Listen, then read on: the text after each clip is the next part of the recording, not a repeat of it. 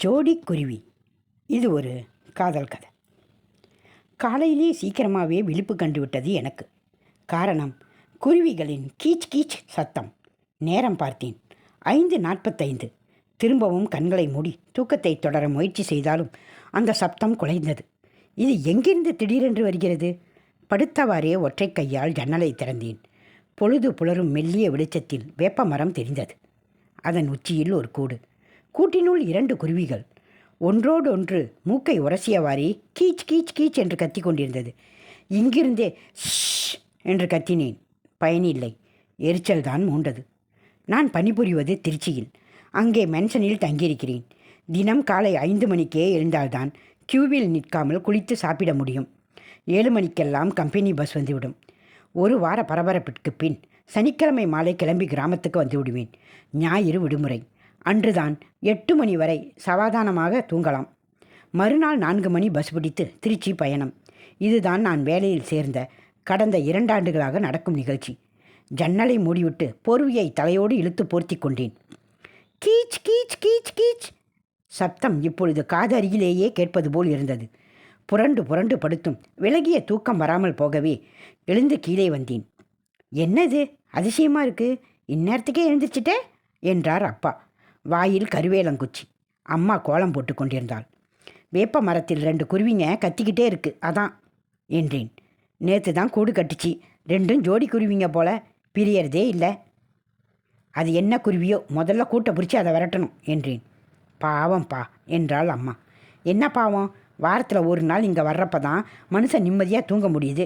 அதுவும் போச்சுன்னா எரிச்சல் வராதா எனக்கு? வேணா நீ கீழேயே படுத்துக்கோயேன், மாடிக்கு போக வேணாம் என்றாள் அம்மா. எனக்கு என் ரூமு தான் சௌகரியம், கூட்டை கலைச்சிடுங்க. சரி, வெள்ளைச்சாமி வந்தால் மரத்தில் ஏறி கலைக்க சொல்லலாம் என்றார் அப்பா. வெள்ளைச்சாமி எங்கள் வயலில் வேலை செய்பவன். அன்றைக்கு பார்த்து அவனுக்கு உடம்பு சரியில்லை, ஏன்னா அவன் வரவில்லை. குருவிகள் 2ம் நாள் முழுக்க கத்திக்கொண்டே இருந்தது. எனது ஆத்திரத்தை மேலும் அதிகப்படுத்தியது.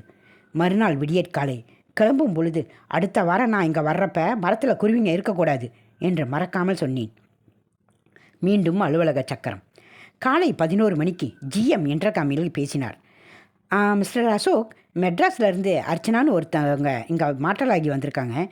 உங்களுக்கு அசிஸ்டன்ட் யாரும் இல்லைன்னு சொன்னீங்கல்ல, இவங்களை போஸ்ட் பண்ணிடட்டுமா? தாராளமாக சார், தேங்க்யூ சார். 2 நிமிடத்தில் அர்ச்சனா வந்தாள். இளம் மஞ்சள் நிற சேலை, ரவிக்கை, பொட்டு, முத்து மாலை, வளையல், ஒற்றை ரோஜா, எல்லாமே மஞ்சள் தான். அவளின் முகம் கூட அதே நிறமாய் தெரிந்தது. அந்த முகத்தில் இளம் புரியாத வசீகரம். Good morning sir. Good morning. இப்போ தான் GM சொன்னார், உட்காருங்க. I am Ashok. தெரியும் சார். எப்படி?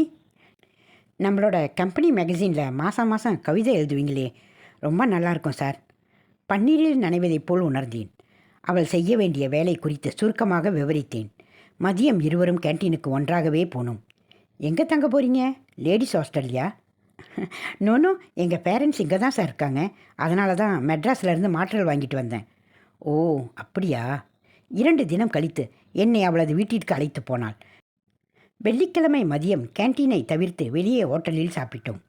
சனிக்கிழமை மாலை அலுவலகம் முடிந்ததும் என்னுடனேயே வந்து என்னை பஸ் ஏற்றி வழி அனுப்பி விட்டு போனாள். பேருந்து பயணம் முழுக்க அர்ச்சனாவின் எண்ணமே சந்தோஷமாய் ஆக்கிரமித்தது. 9 மணிக்கு கிராமம். சூடாய் இட்லி, வெங்காய சட்னி. அம்மாவின் கைமணத்தை ருசித்துவிட்டு நிம்மதியாக தூங்கினேன். மறுநாள் சீக்கிரமாகவே விழிப்பு கண்டுவிட்டது.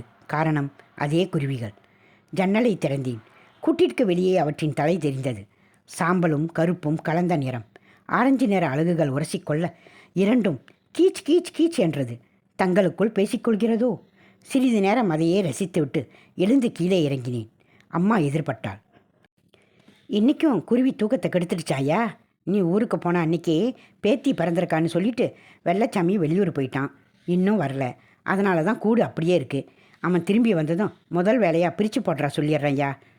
அந்த குருவிங்களை விரட்ட வேணாம்மா, கூடு அப்படியே இருக்கட்டும் என்றேன். அம்மா என்னை ஆச்சரியமாக பார்த்தாள்.